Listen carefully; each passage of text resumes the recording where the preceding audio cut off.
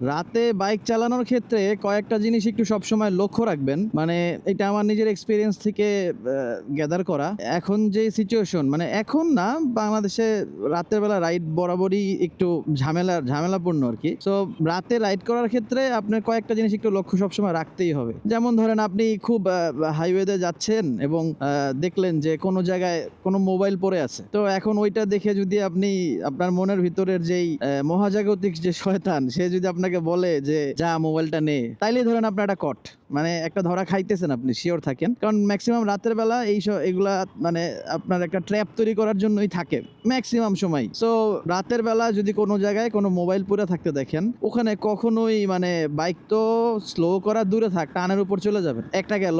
দেন আপনি রাতের বেলা যাচ্ছেন, যাওয়ার সময় দেখলেন যে রাস্তার পাশে কেউ হাত দিয়ে আপনাকে দাঁড় করাইতেছে। মানে চেষ্টা করতেছে যে আপনি দাঁড়ান এবং সে এবার কি মানে বুঝাতে চাইতেছে তার হেল্প প্রয়োজন। তো এই ধরনের হেল্প যে আপনার কাছে চাইবে এবং অবশ্যই ওইটা ইগনোর করবেন। ওইটা ইগনোর করে আপনি আপনার গন্তব্যে চলে যাবেন। কারণ এই যে সে আপনাকে হেল্প করার জন্য দাঁড়া করাবে, এইটাই তার ধরেন একটা বিশাল বড় ট্র্যাপ। আপনি দাঁড়াবেন, দাঁড়ানোর পরে দেখবেন যে আশপাশ থেকে লোকজন কোত্থেকে চলে আসছে। তো এটা একটা গেল, এটা আরেকটা গেল। আবার অনেক সময় আরেকটা জিনিস দেখা যায় যে আপনি যাচ্ছেন হঠাৎ করে কোনো মহিলা বা কোনো মেয়ে মানে কোনো নারী আপনার কাছ থেকে সাহায্য নেওয়ার জন্য আপনাকে দাঁড়া করানোর চেষ্টা করতেছে। এইখানেও ভুলেও কখনোই দাঁড়াবেন না। এই যদি আপনি দাঁড়াইলেই আপনি একটা কটে পড়ে যাবেন। সো রাতের বেলা যখনই রাইড করবেন এই জিনিসগুলো মাথায় রাখবেন। আর একটু নির্জন জায়গা হলো তো ওখানে চেষ্টা করবেন কখনোই কোনো সময় দাঁড়ানোর জন্য না।